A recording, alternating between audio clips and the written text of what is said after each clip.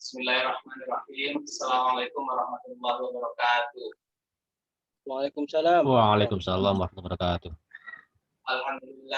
Alhamdulillahirabbil alamin wa bihi nasta'in ala umuri dunya waddin.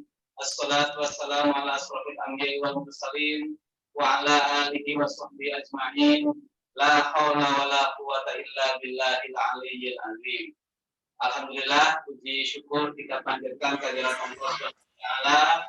Salawat serta salam semoga tercurah kepada junjungan kita Nabi besar Muhammad Sallallahu Alaihi Wasallam beserta keluarganya, sahabatnya, serta kita pengikutnya hingga akhir zaman, insya Allah. Terima kasih kepada Kiai Fatimi Bahri yang pada kesempatan malam hari ini di tengah kesibukan menyempatkan waktu untuk sharing ilmu, sharing pengetahuan kepada kami. Terima kasih juga kepada hadirin hadirat yang telah berkenan hadir dalam kegiatan kajian rutin kitab Riyadhus Shalihin yang insyaallah nanti kita Fatimi Bahri. Mengingat pada hari ini insyaallah kita beberapa hari lagi akan menginjak bulan suci Ramadan. Mungkin nanti Pak Kiai dapat mengkaitkan dengan persiapan kita, bahasan-bahasan kita yang barangkali relevan antara apa yang ditulis oleh Imam Nawawi dengan apa yang nanti perlu kita siapkan menghadapi bulan Ramadan. Baik, itu pengantar dari saya sedikit. Untuk selanjutnya menghemat waktu, kami persilahkan waktu dan tempat kepada Yai Fatimi untuk memulai kajian. Silakan Pak Yai. Terima kasih Kang Hayat. Assalamualaikum warahmatullahi wabarakatuh. Waalaikumsalam warahmatullahi wabarakatuh. Waalaikumsalam warahmatullahi wabarakatuh. Bismillahirrahmanirrahim. Alhamdulillahirabbil alamin. Wa bihi nasta'inu ala umuri dunya waddin. Wassalatu wassalamu ala asyrofil anbiya wal mursalin wa ala alihi washabihi ajmain. Rabbi shrah li sadri wa yassir li amri wahlul 'uqdatam min lisani yafqahu qawli. Wa qala subhanaka la ilma lana illa ma 'allamtana innaka antal alimul hakim. Shadaqallahul azim wa balagha rasulul karim wa nahnu ala dzalika minasy syahidin walhamdulillahirabbil alamin amma ba'du. Terima kasih Kang Hayat ini atas kesempatan dan juga terima kasih untuk para hadirin hadirat karena pada malam hari ini dengan izin Allah, dengan rahmatnya kita syukuri kita diberikan kesempatan untuk bisa saling berdiskusi, kita diberikan waktu untuk bisa saling berbagi, saling sharing. Ya. Apa yang kita diskusikan ini menjadi ilmu yang nafi, ilmu yang bisa kita amalkan dalam kehidupan kita sehari-hari.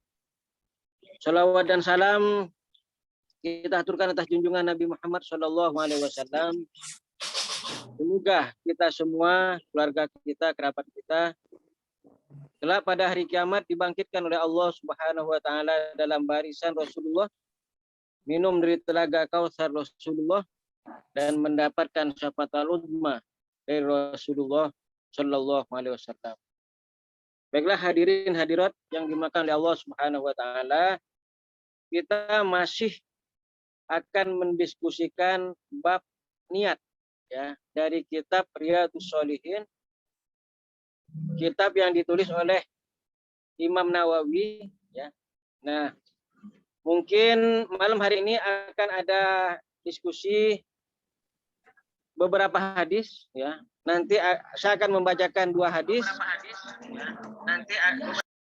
Kemudian 2 hadis nanti kita bahas juga walaupun mungkin tidak saya bacakan secara lengkap.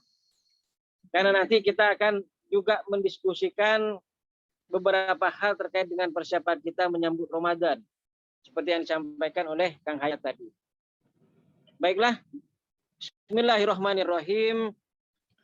An Ibni Yazid Ma'an. Ibni Yazid Ibnil Akhnas. Radhiyallahu anhum. Wa huwa wa abuhu wa jadduhu sahabiyun. Qala kana Abi Yazid akhraja dananira yatasaddaqu biha. Fawada'aha inda rajulin fil masjid. Faji'tu. Fakhadtuha fa'ataitu biha faqala wallah ma iyyaka aratu. Wa khasamtuhu ila Rasulillah sallallahu alaihi wasallam. Faqala laka ma nawaita ya Yazid walakah ma akhadta ya Ma'an. Rawahul Bukhari. Kemudian yang kedua, an Abi Ishaq ibni Sa'ad ibni Abi Waqqas an abihi radhiyallahu anhu qala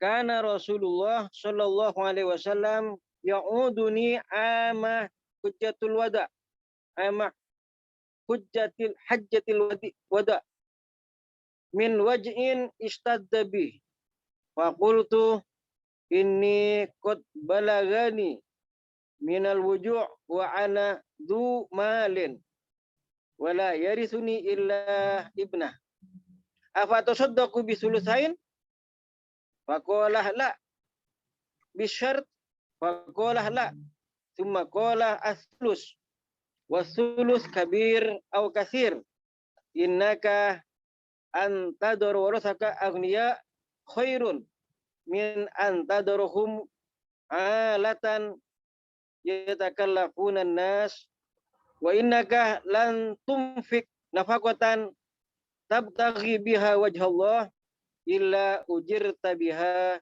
hatta ma taj'alu fi imra'atik. Ini juga hadis dari riwayat Bukhari. Hadis yang pertama dari Abi Yazid Ma'an ibni Abi Yazid. Beliau ayahnya dan kakeknya termasuk generasi sahabat. Makanya Imam Nawawi mengatakan wa huwa wa abuhu wa jadduhu sahabiyun. Jadi Ma'an ini dan ayahnya ya ayahnya Yazid dan juga kakeknya itu adalah sahabat. Nah, Ma'an ini menceritakan suatu ketika, kata Ma'an, sahabat Ma'an ini, suatu ketika ayahnya Yazid menyiapkan beberapa dinar untuk bersedekah kepada siapapun yang ditemui. Kebetulan dinar-dinar ini disiapkan oleh Yazid, sahabat Yazid, dibawa ketika akan melaksanakan sholat berjamaah. Dalam beberapa riwayat disebutkan jamaah subuh. Kebetulan di masjid, nah di situ di masjid ada seorang, ya. Fawadu'aha inda rajulin fil masjid, kata Ma'an menceritakan.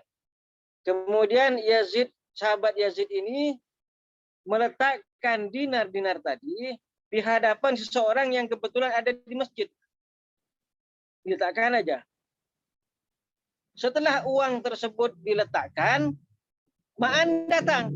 Dan kita tahu tadi Ma'an ini adalah putra dari sahabat Yazid. Jadi sahabat Ma'an datang, ya, kemudian ngambil uang-uang yang ada di hadapan orang. Dalam riwayat lain bukan ngambil, tapi yang orang tersebut yang memberikan dan mempersilahkan sahabat Ma'an untuk mengambil. Jadi Yazid, orang tua Ma'an, sahabat Ma'an ini, orang tua kandung ingin bersedekah. Membawa beberapa dinar, dibawa ke masjid. Kebetulan di masjid ada orang duduk. Maka uang-uang tersebut disedekahkan ke orang tersebut. Setelah Yazid, sahabat Yazid masuk, anaknya, ya putra kandungnya, sahabat Ma'an datang. Dalam riwayat ketika datang ke masjid, oleh orang tersebut dipersilahkan untuk ngambil uang tadi. Sehingga sedekahnya Yazid ini pada akhirnya jatuh kepada anaknya, sahabat Ma'an tadi. Dibawa. Nah, ketika dibawa dan tahu Yazid ini, maka kemudian dia bilang, Allah ma iya ka'aradtu. Kata sahabat Yazid, demi Allah, saya tidak menginginkan seperti ini. Saya ingin bersedekah ya, kepada orang, bukan ingin memberikan uang kepadamu. Kata sahabat Yazid. Akhirnya diadukan kepada Rasul. Diadukan kepada Rasul, diceritakan semua apa yang sudah terjadi. Maka jawab Rasul apa? Jawab Rasul adalah, faqala laka ma nawaita ya Yazid, walakah ma akhadta ya Ma'an. Enggak apa-apa, kata Rasul. Kamu, wahai Yazid, mendapatkan pahala sedekah sesuai dengan apa yang sudah kamu niatkan. Dan kamu, wahai Ma'an, juga mendapatkan uang atau berhak mendapatkan uang sebagaimana yang kamu terima. Nah, inilah kemudian Imam Nawawi dalam Riyadhus Shalihin memasukkan hadis ini dalam judul niat, bahwa ternyata ya, ketika kita berniat untuk bersedekah, ya, sekalipun uang yang kita niatkan dan kita sedekahkan ternyata jatuh ke tangan anak kandung kita sendiri, ya, tentu tanpa rekayasa, maka kata Rasul, ya Yazid atau orang tuanya mendapatkan pahala sedekah sebagaimana yang sudah diniatkan, dan anaknya juga berhak atau mendapatkan uang sebagaimana yang dia dapatkan. Maka dua-duanya oleh Rasulullah dibenarkan dan tidak dipersoalkan. Ya, sedikit saya ulangi kembali, ya. Jadi Ma'an, sahabat Ma'an ini adalah putra sahabat Yazid. Ya. Suatu ketika sahabat Yazid ingin bersedekah, menyiapkan beberapa dinar dibawa saat mau berangkat ke masjid. Kebetulan di Masjid Nabawi ada seorang yang duduk isrambi, nunggu sholat. Maka sahabat Yazid meletakkan uang ya, dengan niat sedekah tadi di hadapan orang tadi. Sedekah ditaruh aja. Enggak lama dari itu, Ma'an, sahabat Ma'an, putra kandung sahabat Yazid datang ingin juga melaksanakan sholat. Nah, dalam riwayat, orang yang tadi duduk dan mendapatkan sedekah dari Yazid itu malah memberikan dan mempersilakan uang itu untuk diambil sahabat Ma'an, anak kandung Yazid yang bersedekah tadi. Sehingga ketika sahabat Yazid tahu, dia katanya, Allah, demi Allah, bukan ini yang saya inginkan. Ma iya ka'aradtu. Saya tidak berharap seperti ini. Karena apa? Karena niat saya ada bersedekah, bukan ngasih uang ke kamu. Nah, tapi Yazid Ma'an juga dapat uang kan dari orang ketika sampai ke masjid. Ngadulah ke Rasul. Diadu, dibawa ke Rasul. Maka kata Rasul, dua-duanya tidak bersalah. Dan dua-duanya berhak untuk mendapatkan apa yang sudah menjadi bagiannya. Maka kata Rasul, laka ma nawaita ya Yazid, walakah ma akhadta ya Ma'an. Sudah, kamu Yazid mendapatkan balasan pahala sedekah dari Allah sesuai dengan apa yang kamu niatkan. Jadi tidak batal pahala sedekahnya, tidak fasid sedekahnya. Walaupun uangnya tadi jatuh ke anaknya. Sedangkan kamu, wahai Ma'an, kata Rasulullah, berhak mendapatkan uang sebagaimana yang kamu dapatkan. Jadi sekalipun uang tersebut ujung-ujungnya jatuh kepada anaknya, tapi karena niat awalnya ingin betul-betul bersedekah di jalan Allah karena Allah, maka dia akan tetap mendapatkan apa yang diniatkan. Nah, inilah kekuatan niat. Ya. Inilah kekuatan niat ketika kita kaitkan masalah niat ini dengan apa yang Allah siapkan sebagai pahala dari semua apapun yang ingin kita lakukan dan kita dermakan di jalan Allah Subhanahu wa taala. Itu hadis yang pertama. Kemudian hadis yang kedua, ini diceritakan oleh Sa'ad bin Abi Waqqas. Ya. An Abi Ishaq ibni Sa'ad bin Abi Waqqas Nabihi radhiyallahu anhu qala kana Rasulullah ya'uduni ama hujjatul wada. Jadi ini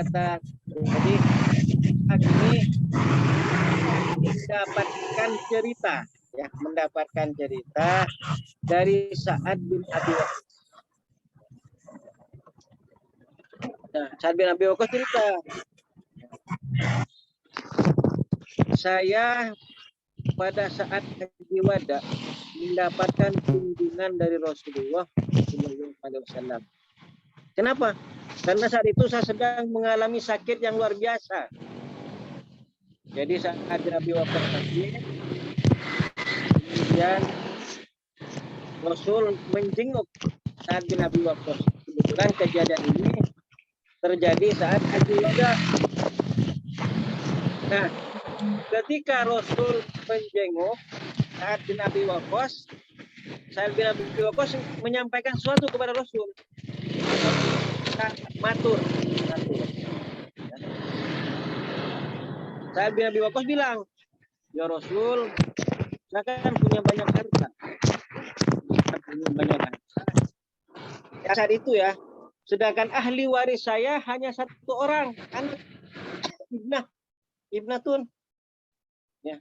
Oleh karena itu, kayaknya sayang ya kalau saya tidak bersedekah. Nah, kira-kira bahasa sehari-harinya begitu. Maka saya akan sedekahkan ya Rasul 2/3 harta saya. Biarlah sisanya untuk anak saya. Kata Rasul, nggak boleh. Kebanyakan 2/3. Nah, kalau begitu, ya sudah, asatruh. Setengahnya ya Rasul. Kata Rasul, enggak boleh. Kalau kamu mau as-sulus, was-sulus akbar, au aktar, atau kabir, atau kasir. Kalau begitu, kalau kamu maksa ingin bersedekah, silakan 1/3-nya. Boleh kamu sedekahkan, kata Rasul. 1/3 itu sudah banyak, kata Rasul. 1/3 itu sudah banyak. Kemudian Rasul menyampaikan, kamu meninggalkan generasi yang kaya itu jauh lebih baik daripada kamu meninggalkan generasi yang lemah dan miskin. Kenapa?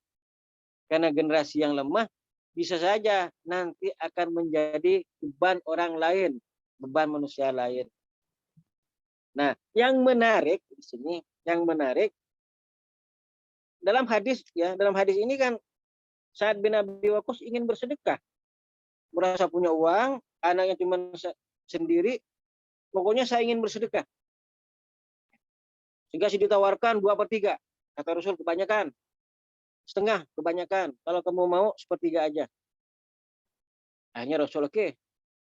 1/3, dan itu sudah banyak, kata Rasul. Nah, inilah yang kemudian ketika diadopsi dalam ilmu fikih, nah ini, bahwa wasiat itu maksimal 1/3. Berdasarkan hadis yang disampaikan dan diriwayatkan oleh Sa'ad bin Abi Waqqas. Jadi fikih ketika menetapkan bahwa wasiat itu jangan lebih dari 1/3, itu mengadopsi substansi hadis ini. 2/3 kebanyakan, setengah kebanyakan, 1/3 oke. Dan itu sudah banyak. Kenapa? Agar kita jangan meninggalkan generasi-generasi yang lemah, yang nantinya hanya akan menjadi beban orang lain atau orang-orang sekitar kita. Kemudian, ya, ada hal yang menarik di sini yang Rasul kemudian sampaikan. Kata Rasulullah apa? Kata Rasulullah, innaka lan tunfiqo nafaqatan tabtaghi biha wajh Allah illa ujirta biha hatta ma taj'alu fi imro'ati. Bahwa sesungguhnya ya, harta yang kamu keluarkan untuk nafkah keluargamu. Nah, ini penting nih untuk kita. Saya ulangi lagi, kata Rasulullah, wa innaka lan tunfiqu nafaqatan tabtaghi wajh Allah. Sesungguhnya kata Rasulullah, harta yang kamu nafkahkan untuk keluargamu, yang kamu keluarkan untuk keluargamu saat ya atau ketika hatimu tabtaghi biha wajh Allah, mengharap ridha Allah, illa ujir tabiha, maka apa yang kita keluarkan untuk nafkah keluarga akan Allah balas sebagaimana kita bersedekah. Illa ujir tabiha hatta ma taj'al fimroatik. Termasuk yang sepertiga tadi kata Rasulullah. Termasuk yang sepertiga tadi diusahakan itu pun akan dicatat oleh Allah sebagai pahala yang luar biasa untukmu. Nah, jadi yang tidak kalah prinsipnya adalah ya, selama ini pasti ya kita bekerja keras, cari nafkah untuk keluarga. Maka Rasul memberikan panduan. Di sini Rasul memberikan arahan. Apa arahan Rasul? Arahannya adalah hendaknya kita tabtaghi biha wajh Allah.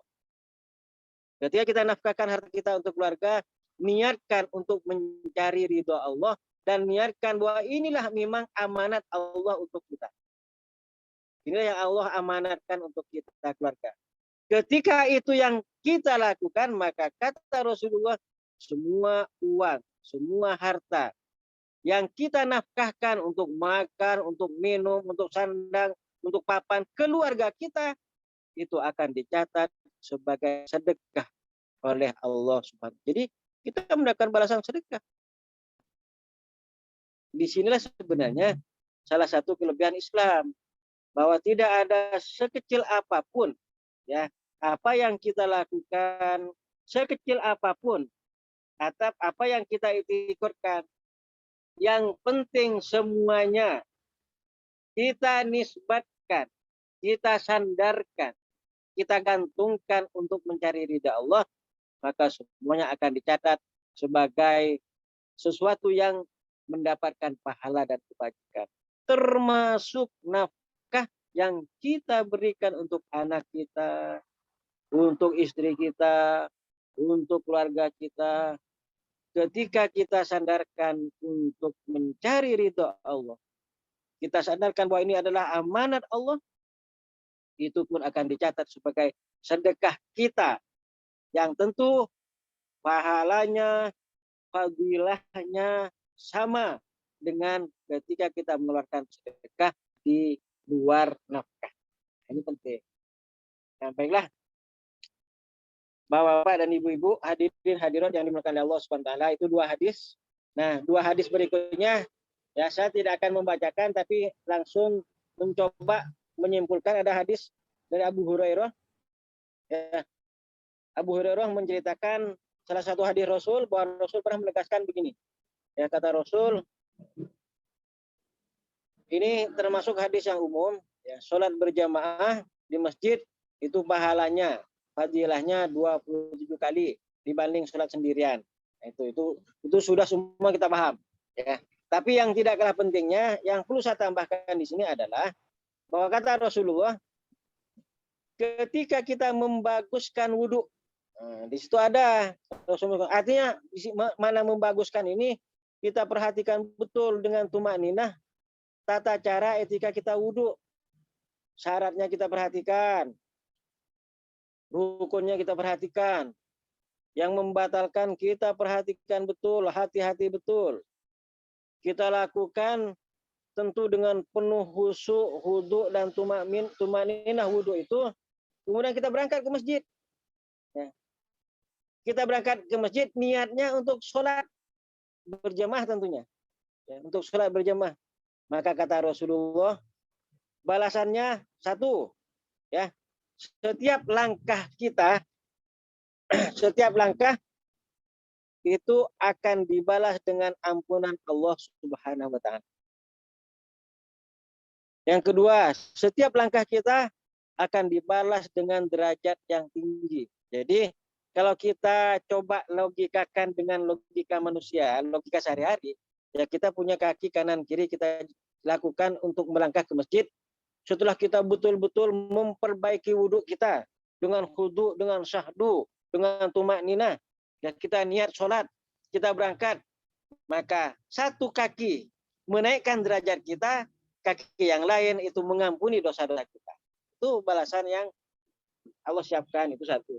Kemudian yang kedua, kata Rasulullah dalam hadis Abu Hurairah, di sini disebutkan bahwa saat kita menunggu, kita masuk masjid, ya ternyata waktu masih panjang, kita sholat tahiyatul masjid. Setelah itu kita nunggu, kita itikaf, nunggu entah sambil baca apa, wirid dan segala macam. Maka kata Rasulullah, nunggunya kita akan dicatat sebagai pahala sholat sunat. Kenapa? Karena kita sejak awal sudah niat ingin melaksanakan sholat di masjid. Nah, inilah kekuatan niat. Ini ada dalam bab niat lanjutan dari hadis tadi. Ya, diriwayatkan oleh Abu Hurairah. Maka selama menunggu pelaksanaan sholat berjamaah, Allah mencatat kita dengan pahala sholat. Itu yang kedua. Yang ketiga, malaikat mendoakan. Kata malaikat, doanya adalah ampuni dia ya Allah, berkahi dia ya Allah, rahmati dia ya Allah, selama dia tidak bikin gaduh di masjid. Nah, itu. Ini yang ketiga. Artinya apa? Ya kalau sudah masuk masjid, boleh bicara, boleh komunikasi, tapi yang sahdu. Janganlah komunikasi yang sia-sia. Ya. Agar apa? Agar kita menjadi bagian dari apa yang didoakan malaikat. Dan malaikat mendoakan, ya Allah ampuni dia. Ya Allah rahmati dia. Ya Allah berilah keberkahan atau berkahi dia. Selama dia tidak bikin gaduh di dalam masjid. Betapa luar biasanya. Itu. Kemudian yang keempat, hadis yang keempat ini juga sangat populer di kita. Innallaha la yanzuru ila ajsamikum wala ila aswarikum walakin yanzuru ila qulubikum wa a'malikum. Sesungguhnya Allah tidak melihat fisik kita, tidak melihat performan kita, tidak melihat gaya kita, tidak melihat penampilan kita. Tapi yang Allah lihat dan bermakna di sisi Allah adalah hati kita semua. Oleh karena itu, satu kali niat baik Allah balas dengan pahala kebaikan. Ketika kita melaksanakan, maka Allah balas dengan kebaikan dilipat gandakan 10, dilipat gandakan 700, bahkan bisa tidak terbatas. Tapi ketika ada niat tidak baik, Allah belum mencatat sebagai sebuah kejahatan kalau belum dilaksanakan. Dan ketika dibatalkan, maka Allah mengganti batalnya niat tidak baik itu dengan pahala kebajikan sebagaimana kita berniat untuk melakukan sebuah kebajikan. Nah, inilah beberapa hal terkait dengan niat. Dengan demikian, hadis atau bab tentang niat dalam Riyadhus Shalihin sudah selesai. Insya Allah nanti kalau kita ketemu lagi, kita berdiskusi kembali, kita ngaji lagi, kita masuk pada bab berikutnya yaitu bab taubat. Jadi bab niat sudah selesai. Ya. Nah, yang terakhir sebagai bukan penutup, sebelum kita berdiskusi dan kita sharing, ya ini kita memasuki bulan Ramadan. Ya, memasuki bulan Ramadan. Ramadan ini kan istimewa. Segala sesuatunya menjadi istimewa.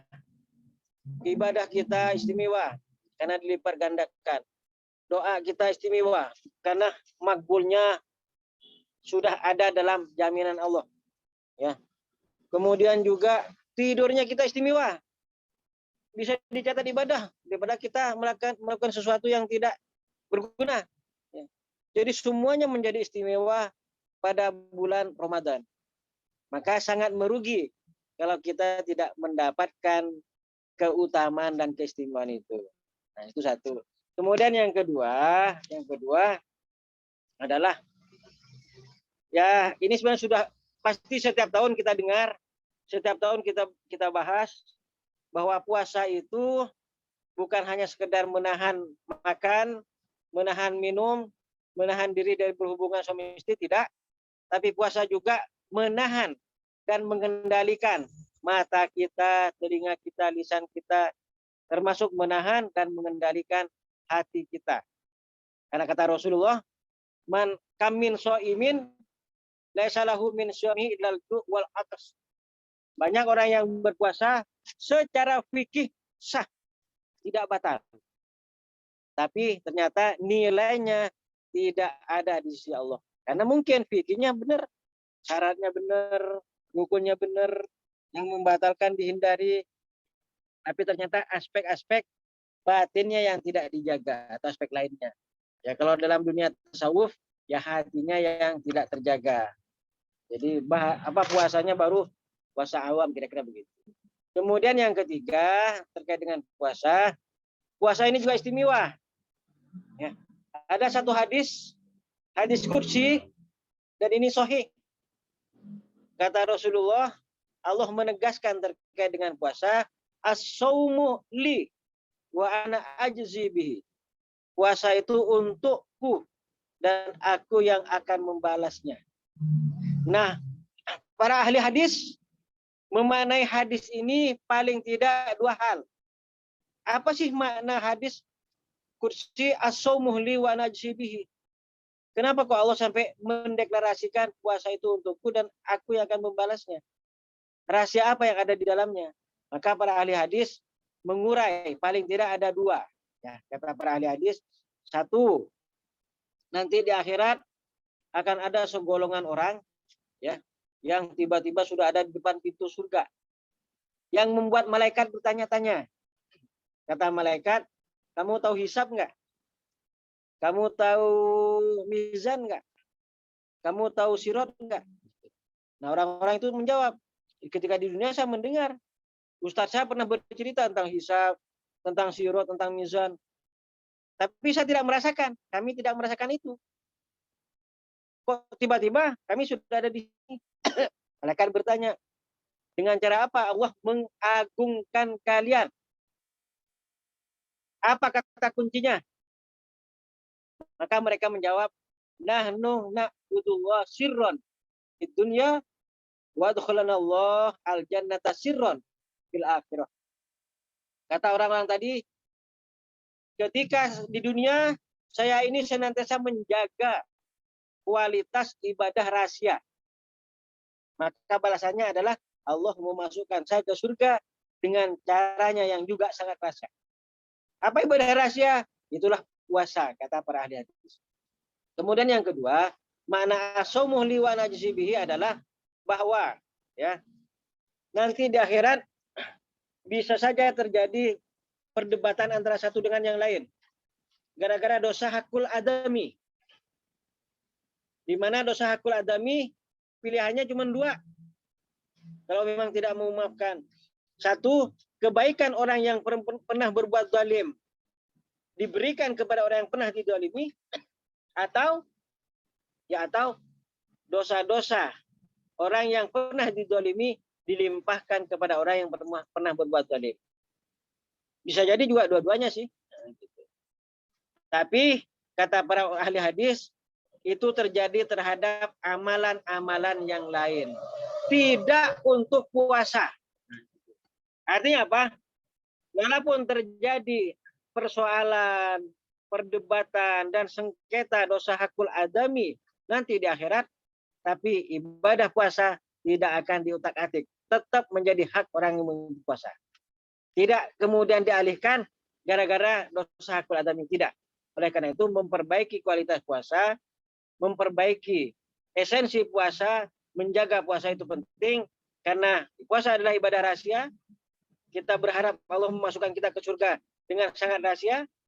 Dan yang ketiga, nilai dan pahala ibadah puasa tidak akan diutak-atik oleh sengketa dosa hakul adami apapun. Inilah pentingnya kita mempersiapkan diri lahir batin menyambut datangnya bulan suci Ramadan yang insya Allah dalam hitungan hari, ya, insya Allah Selasa kita akan memulainya dan semoga Allah ridha dengan apa yang kita lakukan dan Allah memberikan bimbingan lewat hidayah dan inayahnya kepada kita agar kita bisa maksimal memasuki bulan Ramadan. Sekarang itu Kang Hayat yang bisa saya sampaikan, wallahul muwaffiq ila aqwamit thoriq. Assalamualaikum warahmatullahi wabarakatuh. Waalaikumsalam warahmatullahi wabarakatuh. Alhamdulillah, terima kasih Pak Yai Fatimi. Kita sudah menyelesaikan satu bab, cukup panjang babnya untuk bab ikhlas. Kemudian tadi tambah juga bahasan tentang Ramadan. Insya Allah beberapa hari lagi kita akan memasuki bulan suci Ramadan. Tentu harus ada persiapan-persiapan supaya kita tidak berhenti sampai di puasanya orang awam. Nah, ini juga penting untuk saya pribadi yang saya pikir ya masih ada di tataran awam puasanya. Nah, kemudian terkaitnya remang-remang saya mengingat apa yang dituliskan oleh Syekh Nawawi. Kalau ini Imam Nawawi, kalau yang pernah saya baca di kitab Nasaihul Ibad, remang-remang saya mengingat, mudah-mudahan tidak salah, itu dengan niat ibadah kegiatan-kegiatan duniawi bisa bernilai ibadah, kegiatan-kegiatan ukhrawi bisa jadi tidak bernilai apapun, kembali kepada niatnya. Mudah-mudahan ingatan saya tentang bacaan itu tidak salah. Jadi ini menarik sekali. Barangkali itu bisa menjadi bahan diskusi kita untuk malam ini. Mangga Bapak dan Ibu hadirat menyampaikan diskusi, pendapat atau apapun, kita sharing baik tentang niat maupun tentang puasa. Di chatting sudah ada Pak Udin menanyakan terkait awal Ramadan, perbedaan puasa satu Ramadan apakah termasuk khilafiyah, pendapat mana yang harus diikuti. Mungkin sebelum Pak Yai menjawab, saya menyampaikan pendapat dulu pada Pak Udin. Puasa kita ikut yang belakangan, Idul Fitrinya ikut yang duluan, barangkali begitu lebih enak Pak Yai ya. Itu pendapat ngasal ini. Nanti mangga pendapat yang yang lebih ilmiah akan disampaikan oleh Pak Yai Fatimi. Mangga Pak Yai. Baik, terima kasih Kang Hayat. Tadi sebelum ke pertanyaan tadi udah benar itu. Jadi kamin amalin yatasawwaru bi surati amali dunya wa suru amalul akhirah bi husnin niyah. Jadi banyak perbuatan atau amalan-amalan yang sebenarnya itu amalan duniawi, manusiawi, tapi bisa menjadi amalan akhirat dalam arti berpahala karena niat yang ada di dalam hati. Banyak biasanya para ustadz-ustadz itu mencontohkan makan. Makan itu kan manusiawi, semua orang butuh makan. Kalau sudah lapar, makan. Dan kita nggak bisa menolak itu, karena itu tabiat alami. Tapi ketika makan niatkan karena Allah, agar kuat beribadah, maka makannya kita menjadi ibadah. Tidur juga begitu. Sama. Ya, banyak amalan-amalan akhirat ya, yang kemudian tidak menghasilkan pahala, bahkan bisa menghasilkan dosa. Iya. Kalau salah niat. Saya pernah juga mencontohkan pada pertemuan yang lalu. Dan contohnya sholat, iya kan? Sholat yang agama, sholat adalah ibadah yang menjadi standar, tolak ukur ibadah yang lain. Tapi orang yang sholat dikecam oleh Al-Quran, fawailul lil musallin, celaka atau neraka wil, padahal sholat. Kenapa? Karena ada sahun, ada yuroun. Bisa saja sholatnya karena riya, bisa saja niatnya ujub, takabur. Jadi hati itu memang betul-betul sangat berperan dalam menentukan kualitas amaliyah kita, diterima atau tidak, bernilai atau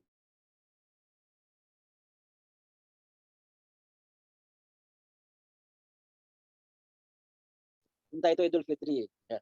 Kalau di kita kadang beda, ya, tapi kadang sama.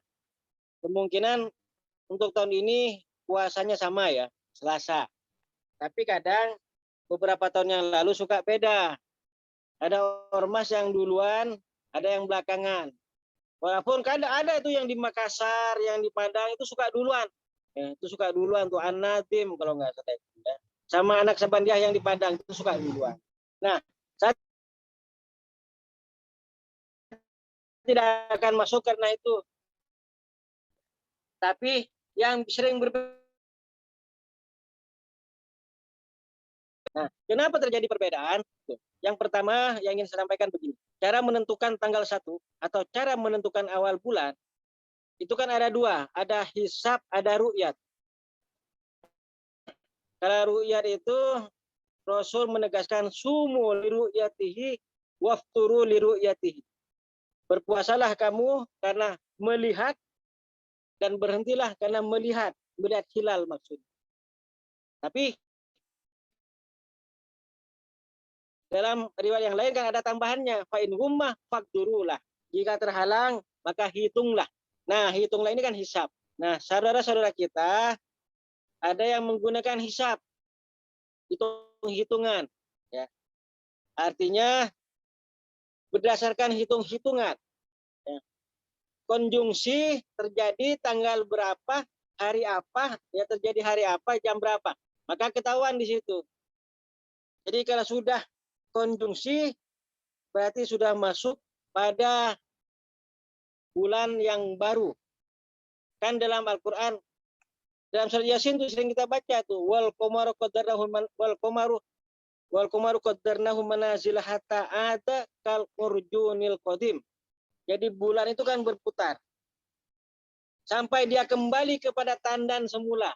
Nah, orang menetapkan awal bulan untuk pertama ya, ketika ya bulan itu kembali kepada posisi semula.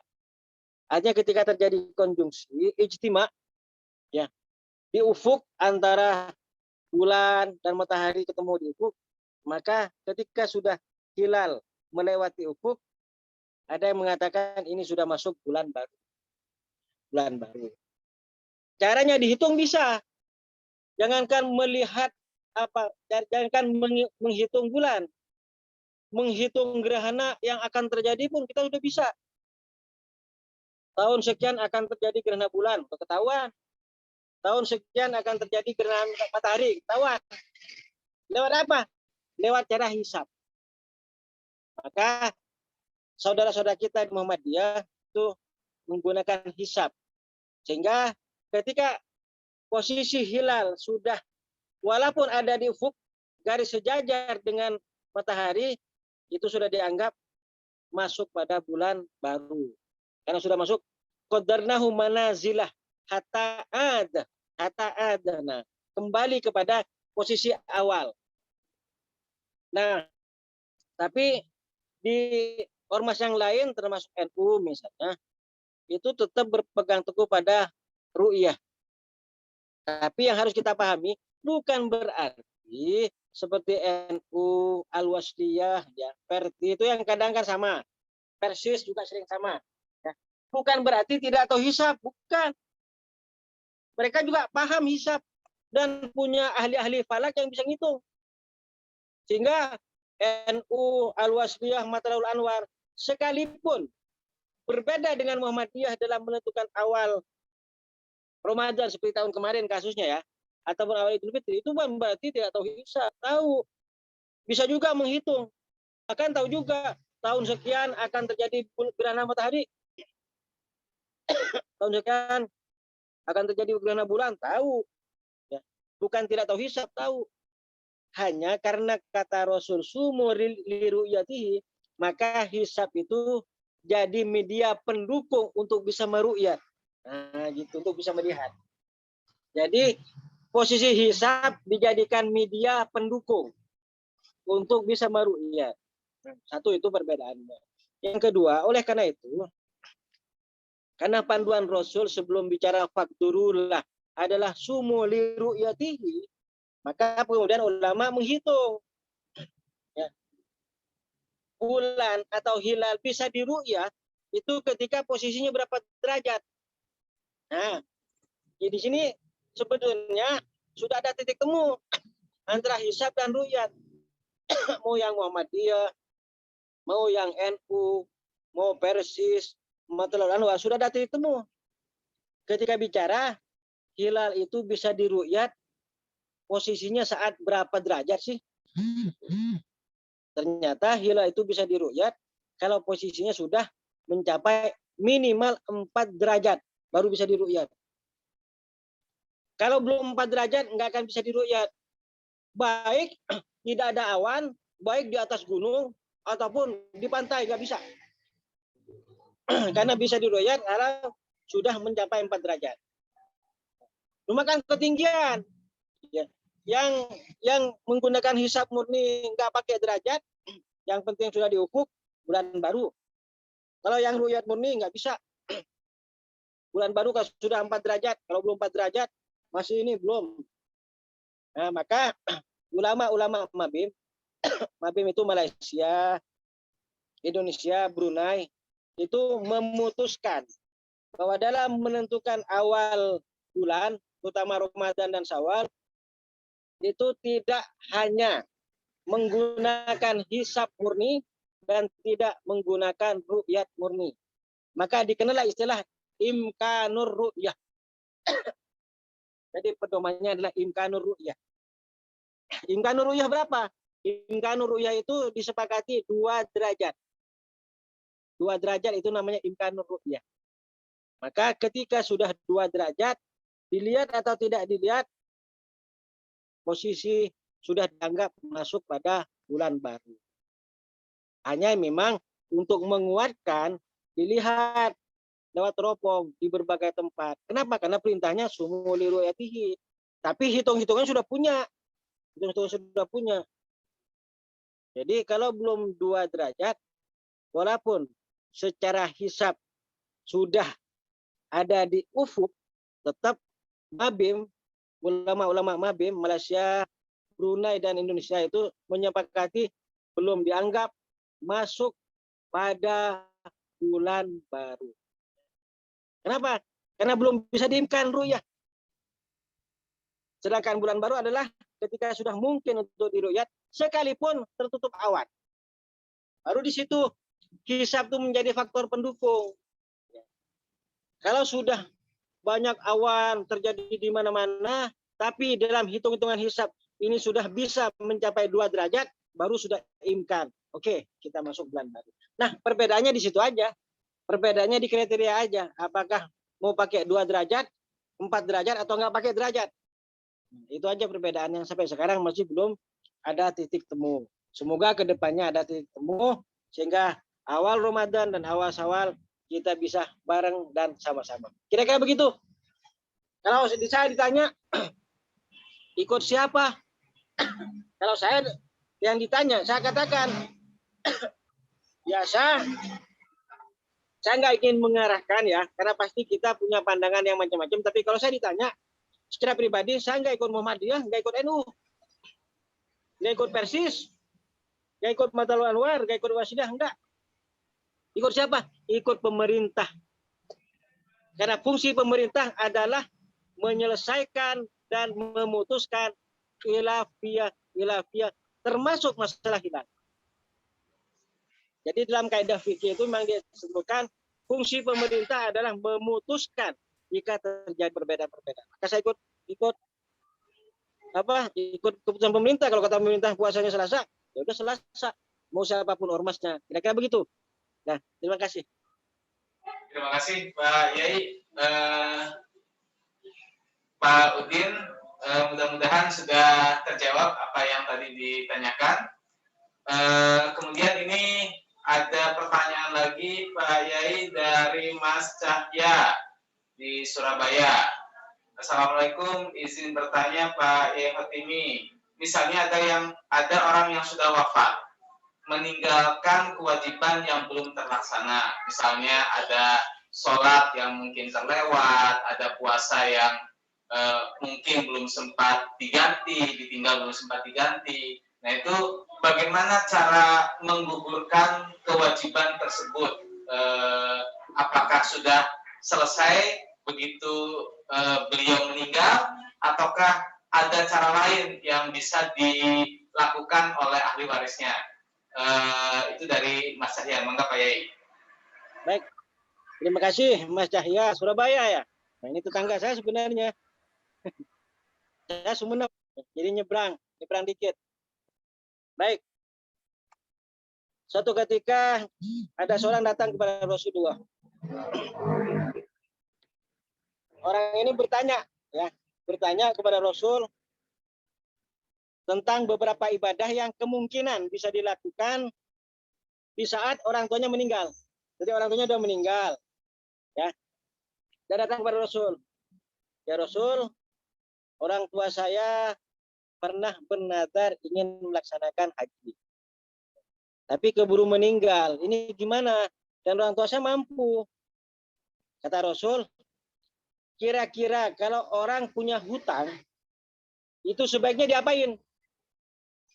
Kata sahabat tadi, ya harus dilunasin ya Rasul. Harus diselesaikan hutangnya. Kata Rasul, itu hutang terhadap manusia. Apalagi hutang kepada Allah Subhanahu wa Ta'ala. Tentu lebih harus dahulukan untuk diselesaikan. Nah, tadi sholat, puasa kan hutang kepada Allah, hutang ibadah. Maka tentu merujuk pada hadis ini harus diselesaikan. Pertanyaannya siapa? Ahli warisnya yang lebih berhak. Ahli warisnya yang lebih berhak. Kalau misalnya ada orang yang ketinggalan puasa, sudah meninggal. Nah, kalau puasa mudah.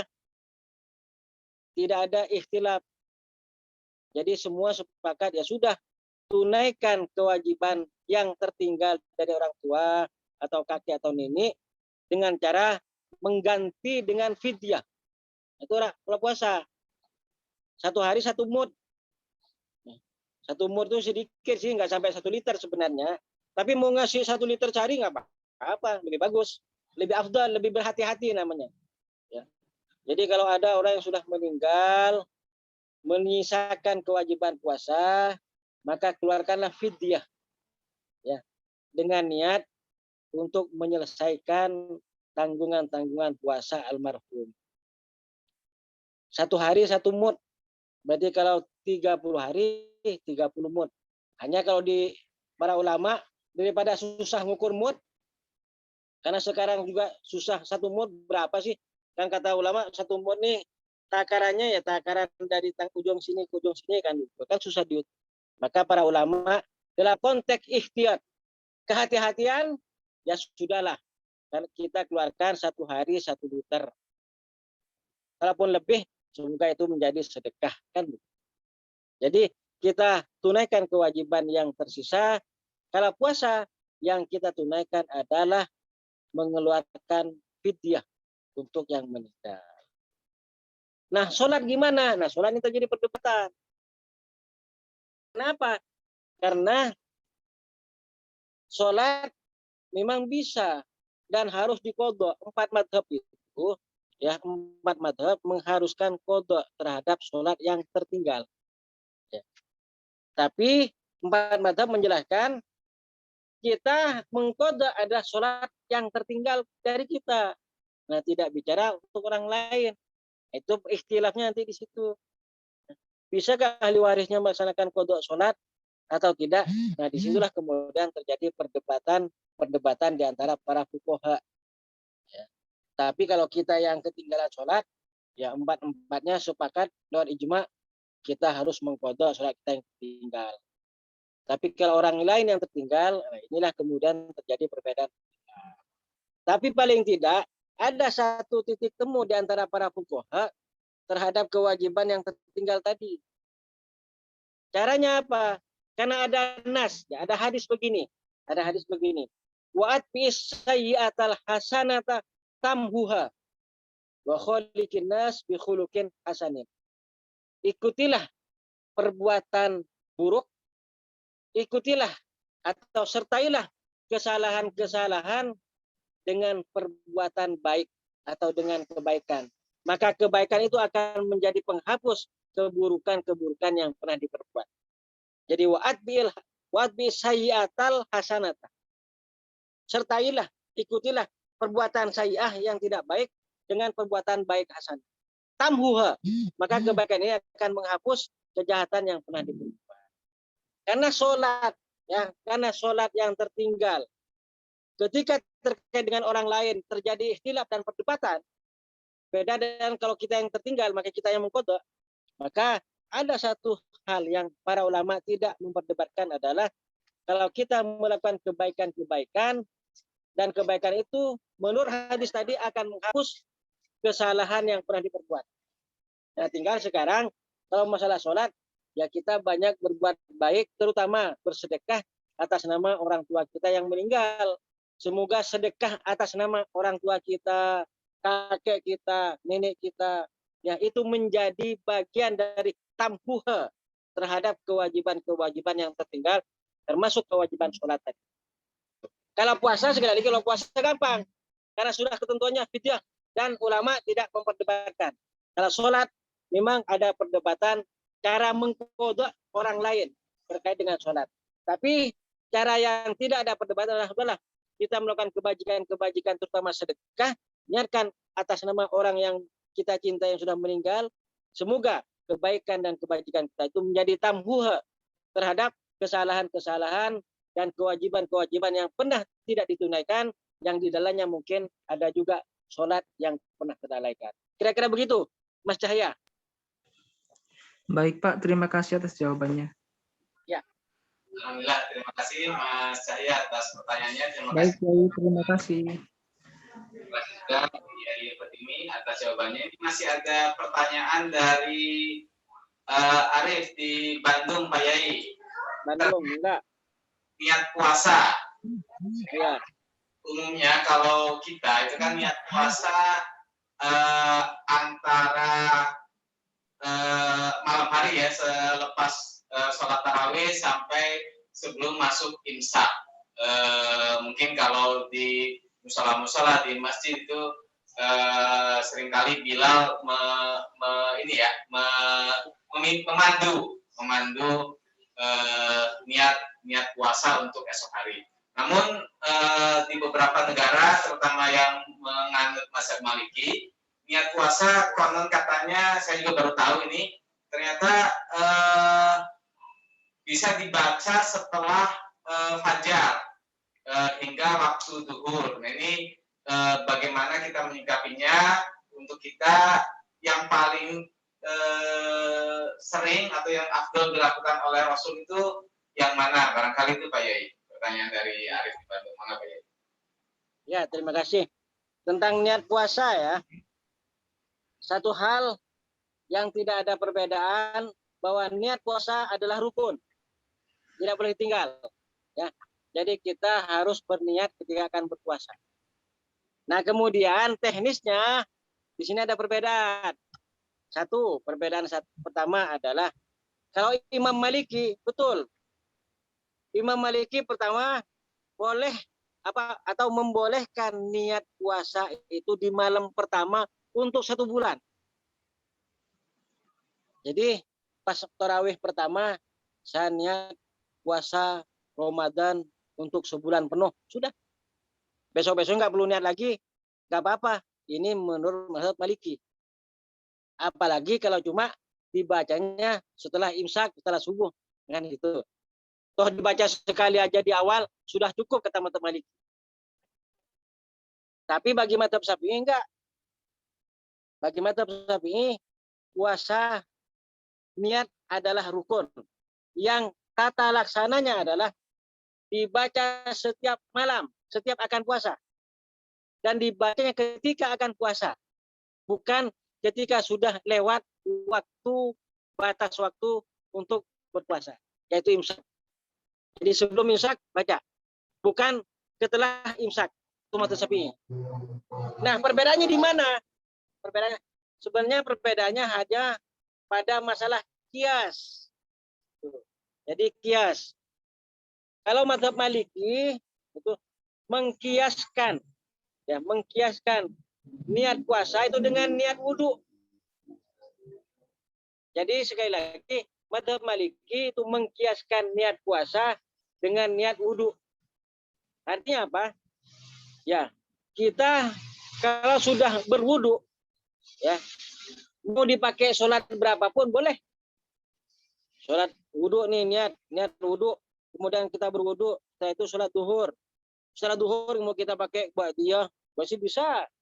Dipakai sholat hajat, masih bisa. Kalau belum batal, asarnya dipakai lagi, masih bisa. Maka kata Imam Maliki, niat puasa itu sama posisinya dengan niat wudhu.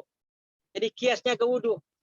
Makanya Imam Maliki membolehkan 1 kali niat untuk sekian kali puasa, bahkan dalam sebulan. Itu pertama. Yang kedua juga meniatkan dengan apa yang pernah Rasul lakukan. Kata Rasul datang ke rumah Siti Aisyah, ya, padahal sudah pagi. Wahai Siti Aisyah, ada nggak makanan pagi ini? Nggak ada ya Rasul. Kalau begitu saya puasa. Nah, gitu. Kalau begitu saya puasa. Maka kata Imam Maliki itu kan pernyataan telah niat. Dan Rasul niatnya sudah pagi. Maka puasa pun boleh kalau kita ingin meniatkan pagi. Nah Imam Syafi'i enggak. Imam Syafi'i mengkiaskan, pertama, mengkiaskan niat puasa dengan niat sholat. Itu kias niatnya. Jadi kata Imam Syafi'i, ya kalau saya niat puasanya untuk besok hari Selasa, jangan dipakai untuk hari Rabu.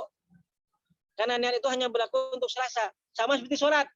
Kalau saya niatnya sholat duhur, jangan dipakai untuk asar. Niat lagi nanti pas asar. Kalau saya sholat maghrib, nawaitu usolli, ya, usolli fardal maghribi. Kalau sudah mau sholat isya, niat lagi. Jangan niat yang maghrib dipakai lagi, nggak bisa. Nah di situ jadi ada perbedaan niat. Satu. Tentang waktu, kata Imam Syafi'i, kalau puasanya sunat, boleh kita melafadzkan atau berniat setelah lewat imsak. Pagi hari boleh. Karena Rasul mencontohkan puasa Senin Kamis tadi. Tapi kalau puasa wajib, yaitu puasa Ramadan, tetap harus dikiaskan dengan waktu-waktu sholat. Jadi, karena sudah ada waktu, dan waktu itu adalah bagian dari ketentuan ibadah, dan di dalamnya termasuk niat, maka jangan sampai kemudian niat itu melewati batas waktu. Mulai kita puasa, yaitu imsak, atau belum imsak. Itu saja cara beristimbat hukumnya. Nah, kalau kita ngambil yang mana? Ya kita kan Syafi'iyun. Asia Tenggara itu umumnya adalah bermadzhab Syafi'i. Walaupun ada yang bermadzhab Hambali, mungkin Hanafi juga ada, Maliki ada, tapi secara umum madzhab kita adalah Syafi'i. Maka afdalnya adalah kita ikut yang sawadul a'dham. Yang mayoritas di situ ada ulama-ulamanya yang menentukan bahwa ijtihad kita, i'tiqad kita adalah madzhab Syafi'i. Ya sudah kita ikuti istimbatnya Imam Syafi'i. Dengan cara apa? Dengan cara berniat setiap malam dan dilakukan sebelum datangnya waktu imsak. Kira-kira begitu. Baik, terima kasih Pak Yai. Mudah-mudahan menjawab tadi apa yang ditanyakan oleh Arif ya. Baik, barangkali masih ada yang perlu didiskusikan. Silakan. Cukup, alhamdulillah. Kalau begitu satu pertanyaan dari saya Pak Yai terkait tadi ada sedekah Pak Yai, sedekah. Nah, tadi kan kalau Abu Yazid Ma'an dan ayahandanya Yazid itu kan istilahnya memberikan sedekah kepada anaknya itu karena suatu kecelakaan Pak Yai. Artinya menaruh tanpa kita terserah siapa yang ambil, ternyata diambil oleh anaknya, dan itu kemudian dihitung sebagai sedekah, tetap dihitung sebagai sedekah. Nah, pertanyaannya adalah apakah kalau kita menyedekahkannya itu secara diniatkan memang langsung saya sedekah kepada anak, saya sedekah kepada adik, saya sedekah kepada kakak, itu apakah diizinkan Pak Yai? Apakah dihitung sebagai sedekah juga? Itu kan Mas. Ya, terima kasih ya. Tadi ada 2 hadis yang saya bacakan. Satu dari Yazid tadi, riwayat Yazid kan, Ma'an bin Yazid. Yang kedua dari Sa'ad bin Abi Waqqas tadi. Walaupun Sa'ad bin Abi Waqqas kata Rasul, walaupun kamu tidak berkata saya bersedekah kepada anak, bersedekah istri tidak, tapi saya ngasih nafkah untuk anak dan istri yang niatnya mencari ridha Allah, karena ini adalah kewajiban kita, tanggungan kita, amal kita, maka otomatis itu bernilai sedekah, kata Rasulullah. Nah, jadi gitu. Jadi perbedaannya di situ. Yang penting gantungannya ini amanat Allah, ini apa mencari ridha Allah. Walaupun kita, saya ingin sedekah padamu, anak enggak. Ya. Saya ingin kamu mau ini saya nafkah ini, tapi tentu mencari ridha Allah, lima ridhatillah, maka otomatis sudah bernilai sedekah di situ. Kira-kira begitu. Baik, terima kasih Kiai. Maka barangkali yang lain masih ada hal-hal yang perlu di-sharing, perlu disampaikan, atau cukup barangkali? Baik, barangkali cukup Pak Yai. Ya. Sebelum kita tutup, mohon Pak Yai berkenan memimpin doa untuk mengakhiri kegiatan kita malam ini. Monggo Pak Yai. Baik, terima kasih. Mari kita akhiri dengan doa ya. Kita berdoa untuk kebaikan kita, kebaikan keluarga kita, semuanya ya. Yang sudah meninggal maupun yang masih bersama kita. Semoga Allah memberikan kebaikan dunia akhirat. Ya, dan Allah melimpahkan hidayah, inayah, dan taufiknya, serta Allah menjadikan kita semuanya dan keluarga kita maksimal meraih fadilah di bulan Ramadan ini. Ala hadihin ya. Wa li ajli hadihin ya. Wa la hatutin Nabi Mustafa Muhammad dan Rasulullah sallallahu alaihi wasallam. Wa ala alihi wa sahbihi wa ahli baiti. Wa ila hadati walidaina. Wa ila zawjatina. Wa zawjat. Wa abnaina wa banatina. Al-Fatihah. A'udzu billahi minasyaitonir rajim. Bismillahirrahmanirrahim. Alhamdulillahirabbil alamin arrahmanir rahim maliki yaumiddin.